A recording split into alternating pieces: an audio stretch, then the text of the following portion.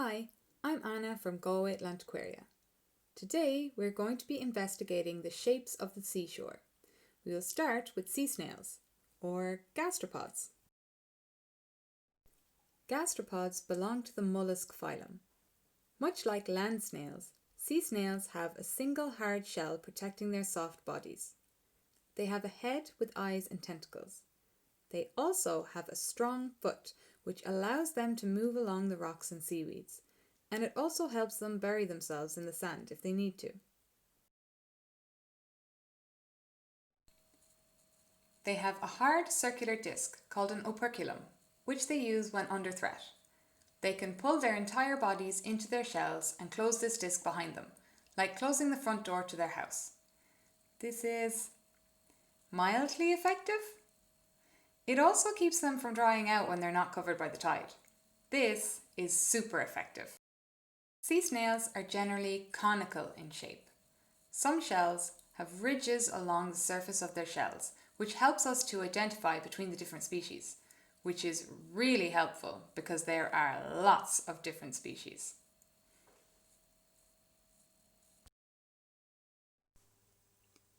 This is a dogwalk. Dogwalk have a rather stout body with a pointy spire. You can see the ridge on the shell follows a spiral pattern all the way up to the apex, which is the very top or highest part of the shell. Here we have a netted dogwalk. It has both spiral and longitudinal ridges, creating that linear pattern of circular bumps. You can see him using his muscular foot to move around in the rock pool. Where are you off to, little guy? He is probably looking for food. Dogwalks are actually fierce predators. It uses its proboscis, that long tubular snout you can see him waving around, to pry open barnacles. For a more hearty meal, like a mussel, even the fiercest predators can take a tumble. For a more hearty meal, like a mussel or a limpet, it will use chemicals to soften the shell. It can then use its razor-sharp, saw-like mouth, called a radula, to bore a hole in the shell. It then spits more chemicals through the hole to digest the meat of its prey, which it then slurps up through its straw-like proboscis. This is no small task, and it can take days. Lots of things on the shore have this spiral shape. This seaweed is called spiral wrack. Can you spot the spiral shape?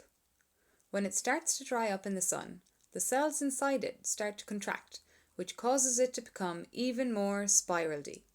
Spirally? Spiraled. But enough about spirals. Here we have a limpet. We've already learned that they make a tasty treat for our dogwalk, but they're also pretty cool sea snails themselves. These shells are conical in shape, with ridges radiating from the apex down to the edge of its shell. The limpet also has a radula, which he uses to graze algae off the rocks. Okay, yes, it's a little more tame than the dogwalk, but listen to this. A limpet will pick one spot on the rock to live.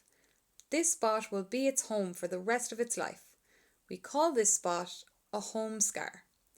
The limpet will leave its home scar when the tide is in to graze on the rocks around the shoreline.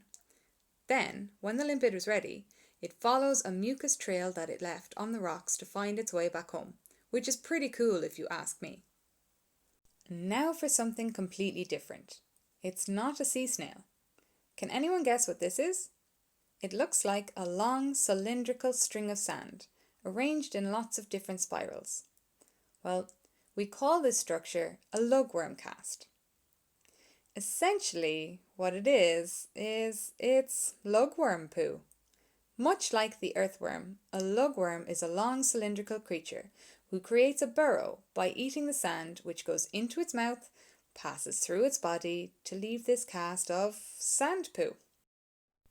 Interesting. I think we can leave it at that.